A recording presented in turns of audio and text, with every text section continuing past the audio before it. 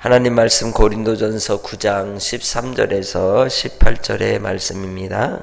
성전의 일을 하는 이들은 성전에서 나는 것을 먹으며 제단에서 섬기는 이들은 제단과 함께 나누는 것을 너희가 알지 못하느냐.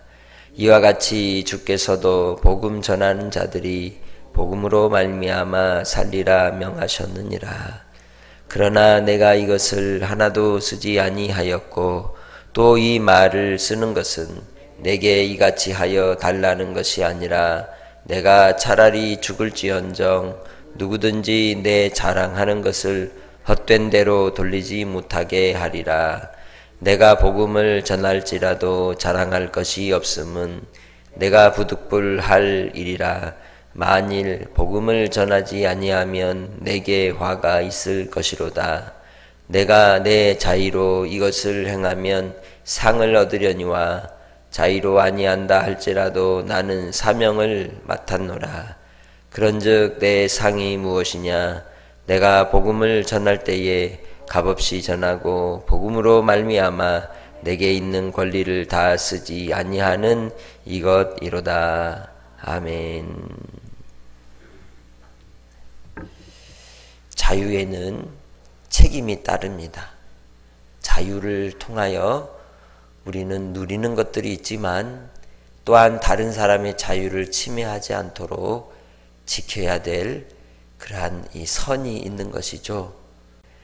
바울이 복음을 전하는 가운데 교회를 세우고 이방인들이 예수를 믿어 구원의 공동체를 이루면서 그들에게 믿는 믿음의 사람으로서 지켜야 될 한계와 또 규칙이 주어졌습니다.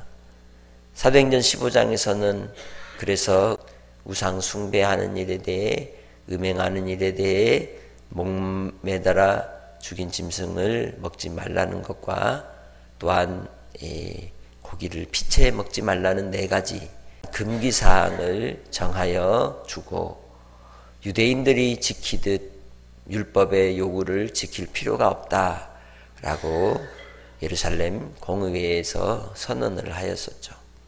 그러면서 주어진 것이 뭐냐? 오직 믿음, 오직 은혜, 오직 하나님의 말씀으로만 구원을 얻는다라고 선언하게 되는 겁니다. 이 고린도 교회가 처해 있는 문제 중 하나가 바로 우상 제물을 먹는 문제였는데 이 또한 역시 하나님 앞에서 믿음으로 살아가는 성도들에게 주어진 그 자유를 어떻게 누리며 또 한계를 정할 것인지를 우리에게 가르쳐주는 원리이기도 한 것이죠. 그것을 바울 사도는 자기의 사도권과 빗대어 이야기하는 겁니다. 내가 사도가 되었지만 이 사도로서의 권리를 스스로 주장하지 않고 종이 되는데 사용하겠다라고 하는 것이죠. 본문에서 사도로서 자기에게 녹을 먹는 것, 사례비를 받는 것, 그리고 응당 복음으로 말미암아 살게 되는 그 일의 원리들을 성경적 근거로 제시하면서 내가 이러한 권리를 누리는 것이 당연한 일이다라고 하면서 말씀을 시작합니다. 성전의 일을 하는 이들은 성전에서 나는 것을 먹으며 제단에서 섬기는 이들은 제단과 함께 나누는 것을 너희가 알지 못하느냐 말씀합니다. 성경에 그렇다는 거죠. 구약에서도 제사장들이 레위인들이 그리고 성전에서 수종드는 자들이 성전에서 나는 것으로 먹고 산다는 겁니다. 그처럼 복음을 전하는 자들도 복음으로 말미암아 살리라고 분명하게 우리에게 교훈해주고 있는 것이죠. 그래서 그것은 하나님께서 예수를 믿고 자유를 얻고 그리고 복음을 전하는 자로 부름받은 사도 바울에게서 있어서의 응당 합당한 권리이지만 15절에 그러나라고 시작을 합니다. 그러나 내가 이것을 하나도 쓰지 아니하였고 또 이 말을 쓰는 것은 내게 이같이 하여 달라는 것이 아니다라고 하는 거죠. 내가 이 말을 한다고 해서 너희가 이제 못했는데 이제 시작해라 이 얘기가 아니라는 겁니다. 목숨을 걸고 내가 지키고자 하는 것은 하나님 앞에 나의 자랑거리가 되어서 헛된 대로 돌리지 않게 하려고 말하고 있습니다. 바울이 이렇게 하나님 앞에 결단을 하고 고린도 교회를 섬겼던 이유가 무엇이겠습니까? 하나님이 부르신 그 은혜가 값없이 주신 은혜였기 때문입니다. 우리도 하나님께서 예수 그리스도로 말미암아 나의 죄의 값을 속량하시고 죄의 빚을 갚아주시고 하나님의 백성으로 자녀로 불러주신 그 은혜를 생각하면 거저 주신 그 은혜 앞에 얼마나 감사한 일이겠습니까? 돈을 받는다고 해서 그것이 다 유익한 것은 아닌 것입니다. 거기에는 분명히 중요한 것을 잃어버릴 수가 있습니다. 바로 사랑이고 은혜인 겁니다. 응당 당연히 하나님이 주신 것이라고 생각하는 착각에 빠질 수가 있다는 거죠. 그래서 목회자가 받는 그러한 한 달에 한 번 생활비로 받는 것을 뭐라고 부릅니까? 사렙이다라고 부르는 겁니다. 월급이 아니라 사렙이라는 겁니다.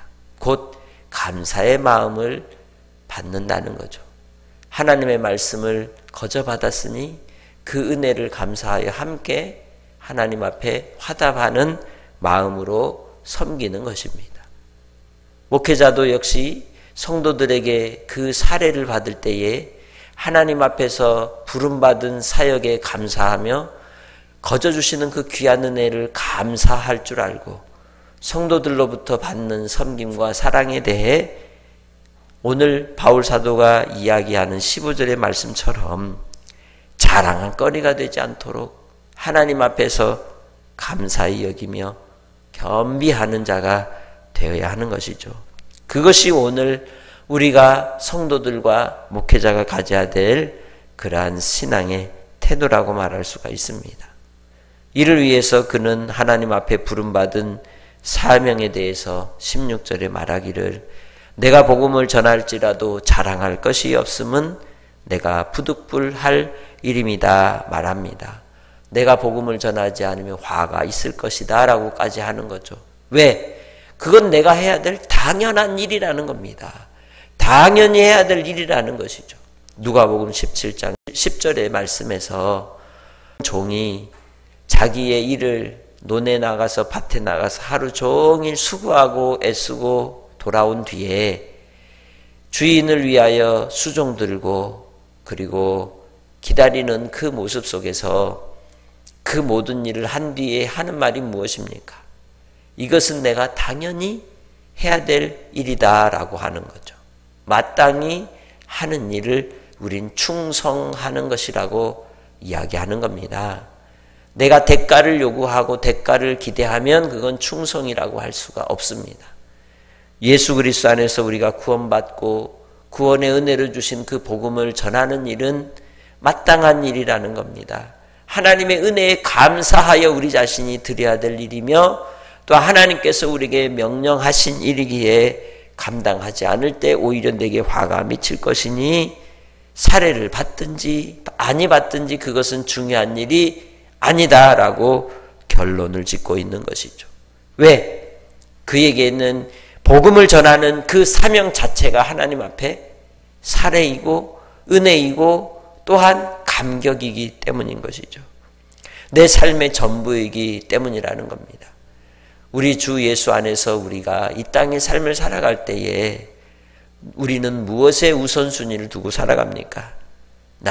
내게 주어진 사명과 그 일 속에서의 즐거움에 기쁨으로 살아갑니까? 아니면 하루하루를 사례에 혹은 우리에게 주어지는 대가에 눈이 멀어서 거기에만 마음을 뺏기며 살아가지는 않습니까? 고용주는 고용주로서 노동자들에 대해서 정당한 대가를 주는 것이 맞습니다. 그리고 일하는 사람은 그 일한 만큼의 싹스를 받는 것에 감사히 알고 또한 열심히 일을 해주는 것이 마땅한 바입니다. 그러나 요즘 시대 속에서 고용주도 착취하려고 하고 또 일하는 자들도 일하는 것보다 더 받으려고 노동조합을 만들고 또 여러 쟁취하는 행위들을, 쟁의를 벌이는 모습들을 통하여 우리는 비성경적인 이 세상의 모습, 물질의 욕심에 빠져있는 세상의 모습을 보게 됩니다.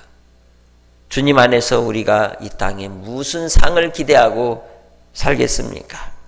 하나님 아버지 앞에서 우리는 하나님께서 우리에게 허락하신 그 은혜를 감사하여 생각하며 살아가는 성도들이 되시기를 주의 이름으로 축복합니다. 이 땅의 일 속에서 하나님의 복음에 대한 우리의 신앙의 태도도 마치 쟁취하듯이 하나님 앞에 무언가를 요구하는 어리석음에 살아간다면 그것은 하나님의 은혜를 잊어버린 인생이라고 말할 수가 있는 겁니다. 주시면 감사하고 안 주셔도 더 감사하고 하나님의 주시는 그 풍성함의 은혜들을 바라보며 우리가 서로 사랑하고 살아가는 것이 하나님 앞에서 복된 상인 줄 믿습니다. 주님의 나라와 영광을 위해 내가 부름받았다는 것, 그리고 내가 그 일을 위해서 지금 이 자리에 서서 말씀을 전할 수 있다는 것, 이것만으로도 하나님 앞에 이미 상을 받은 것입니다.